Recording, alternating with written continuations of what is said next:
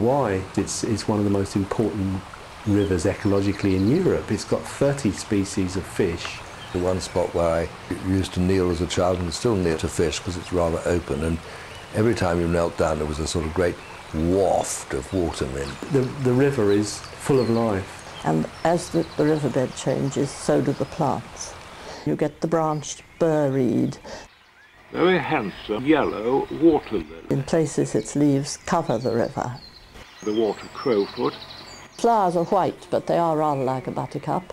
It can cover the whole surface of the river, and when it's in flower, the surface is white where it's flowering. But only where the bed of the river is stony. It actually marks out the site of old weirs in the river. You could pick out where there had been some structure in the river because of the water crowfoot growing there. On the backs of stones and among the roots and stems of the plants are the invertebrates and the larvae of insects and other small denizens of this watery world, the lowest strand in the web of life which exists all along the course of the river. You can follow the change in plants and in animals as you go down the river. Oh, the kids used to have so much fun with chasing crayfish.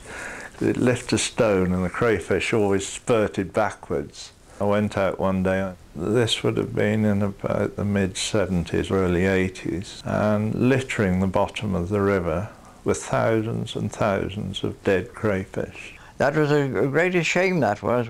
It was an OP sheep dip. A pulse of it had come down through the river and killed the lot. But it was a shame to see all these hundreds of fish floating down the brook, dead. Unfortunately, from that day to this, I haven't seen crayfish in the river. Killed with a farmer putting stuff in the water, you know, accidentally with a spray.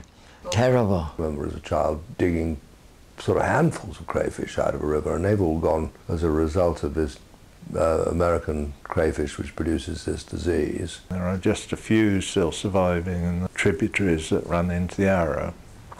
It's really sad because the otters used to munch crayfish like kids munch Smarties, really. Trout were flashing at the minnow but not taking it. There's something wrong here. I got about a quarter of a mile upstream and there was one flapping in the side. I got a little bit higher up and there were dead trout all over the place. I traced the brook up now, found the silage liquor coming in out of a land drain pipe. There was a piggery at Rowden Mill, which is well above Bromyard. They took some of the slurry and they put it on the fields, and that got leached into the brook. Slurries and things like that deoxygenate the water. It not only kills the trout, but it also kills the food the trout feed on. Life in the river now is recovering, but it devastated it. We very nearly lost our otter population. Sheep dip pollution was probably the main cause of it. About 20 years ago, we were approached by the Vincent Wildlife Trust to see whether we would do an otter reintroduction. There were 3 female otters. 5 toes. We've got a good otter population. I'm sure Tony would have told you that they've got otters back down now. I think otters below Kingston were very uncommon. We always had some. They swim and suddenly they pop up. He would put his head up like that and he'd just look around and he'd dive down like that and he'd pop up over there, do the same again, and it was just like a kid enjoying a swim. Another time I heard this unusual whistling noise and I thought I haven't heard that before, and it was a female otter with 2 young ones following it, coming down the river in the flood time, and she got to the bank by the top weir, climbed up the bank, and these 2 followed her out.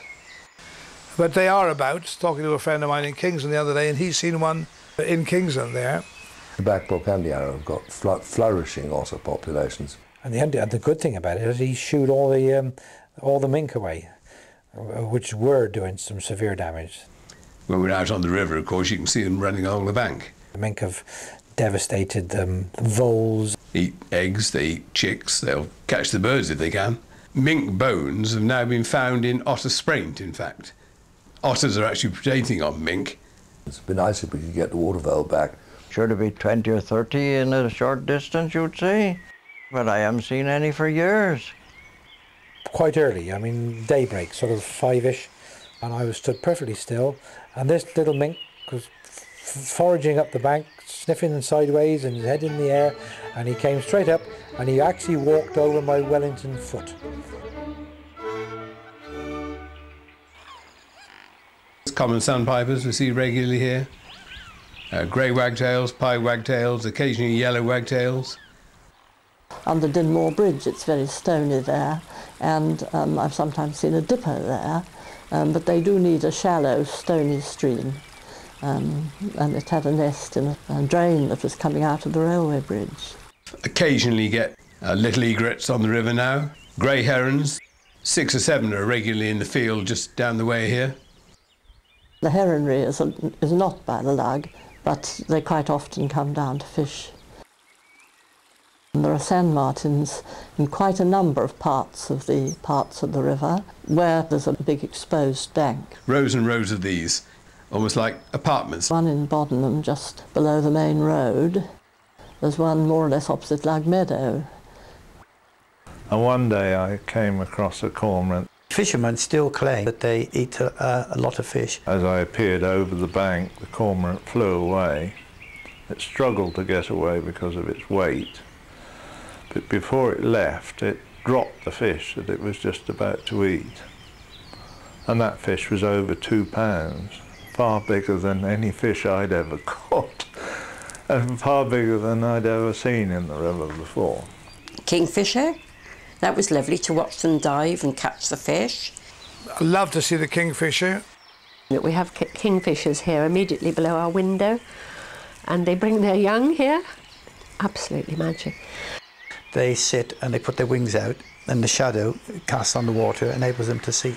They tend to fly very low to the river and very fast, and they make this sort of little screeching noise, this little kecking noise, you know. But I've seen them fishing on numerous occasions now.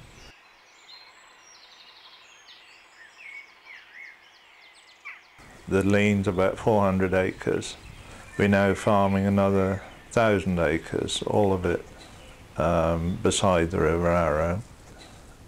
The whole thing fits as a picture because the wildlife is controlling many of the pests that are involved in the business.